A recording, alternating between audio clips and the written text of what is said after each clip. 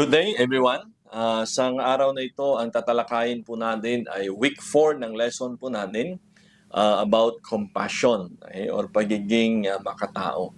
I know na sa mga nangyayaring dilubyo, nangyayaring mga kalamidad sa paligid po natin ay isa po sa tawagin ng ating pamahalaan. Walang iba kundi ang ating mga kapulisan. And of course, kasama na din po dyan yung mga life coach natin na kung saan ang mga churches natin ay believe si-serve minsan na relocation site or sometimes we do an effort para i-reach out yung ating pong mga kababayan na nasasalanta ng ang mga kalamidad, lalong-lalo na sa bagyo't baha na nangyari almost every year sa ating pong bayan. No? So, for our text verse sa lesson po natin ay matatagpuan natin sa Ephesians chapter 4 in verse 32. Sabi niya dito, be kind and compassionate to one another, forgiving each other just as in Christ God forgave you. Okay? Malaking hamon ito ni Paul sa mga mananampalataya doon sa Efeso na magiging kind and compassionate one to another. And I believe ito po ay mahalagang katangian ng isa po sa ating mga lingkod bayan. And that very call to become in the service or uniform in service, I believe ay mayroon pong nagmo-motivate sa atin at isa nga dyan ay ang pagiging compassionate, no? To be of help, lalo na sa mga higit na nangangailangan sa atin. So how do we show compassion for others? No? Ayon sa ating lesson, first is that God shows compassion for us. Tayo yung unang naging recipient, tayo yung unang pinakitaan ng Panginoon, inihayag niya sa atin yung compassion, and showers us with His grace by giving us good things we do not deserve. I believe that there are many instances sa buhay natin na masasabi natin, I don't deserve it. It's more than I ask for.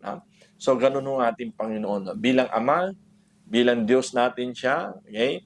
Naging compassionate siya sa atin to the extent that even ibinigay niya ang kanyang bugtong na anak upang ihatid sa atin ang kaligtasan ng ang kung sino mang sumampalataya at tumanggap sa kanya ay pagkakalooban niya ng buhay na walang hanggan. So tingnan po natin, as a father ng ating pong Panginoon, gaano po ba siya ka-compassionate? An instance, alam ko na familiar po kayo dito sa story ng prodigal son sa Luke chapter 15, 11 to 32.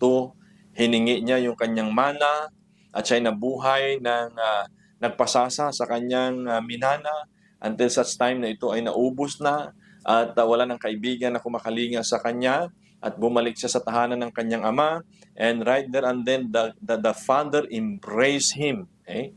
And ito po ay nagpapakita ng compassion ng isang ama. And how much more ang ating pong Ama na nasa langit. So, kaya sabi niya dito sa Psalms 103, in verse 13, as a father has compassion on his children, so the Lord has compassion on those who fear Him. Bilang Ama. At sa mga nakikinig ngayon ng mga tatay, di po ba? Sa ating pong mga anak, minsan, they do things which we do not like. They do things which offend us and sometimes put shame on us. But at the end of the day, sila po ay anak pa rin natin na i-embrace natin as if that love is unconditional. Hindi lang natin sila mahal kung mabait sila, hindi lang natin sila mahal kung may ginawa silang tama. But when they do wrong, they make mistakes in their decisions, we love them. So that's compassion, right? And as had been a fruit of God's compassion, tayo, naging recipient, bunga ng compassion ng Diyos Ama, let us now be a source of compassion. Okay? So hindi lang tayo tanggap, maging source din tayo ng compassion. And when there's a need that arise, let us be the first person to show compassion to others. At sabi po ng isang kilalang preacher, pastor, that the greatest blessing in the world is to be a blessing. So, today, be a source of blessing. Alright? So, second is, love our neighbor as ourselves. Love our neighbor as ourselves. The degree of love for others should be how you love yourself, the way how you love yourself. To look after the interest and well-being of others in the same way we look after our own. Okay? And I think it's very clear. No? So, ang degree ng pagtulong, degree ng pagmamahal, degree ng compassion for other people is the way you give to yourself. No? Kanya nga sabi sa tinitingnan natin, kinikilala at naririnig natin na golden rule. No? Sabi, therefore, whatever you want men to do to you, do also to them.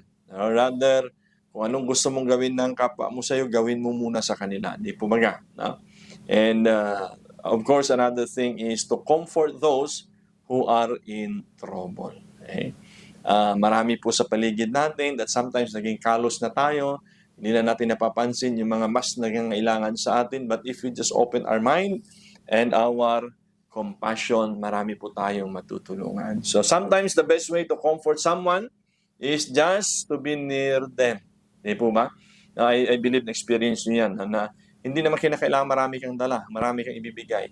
Just be with them. And of course, pray for them.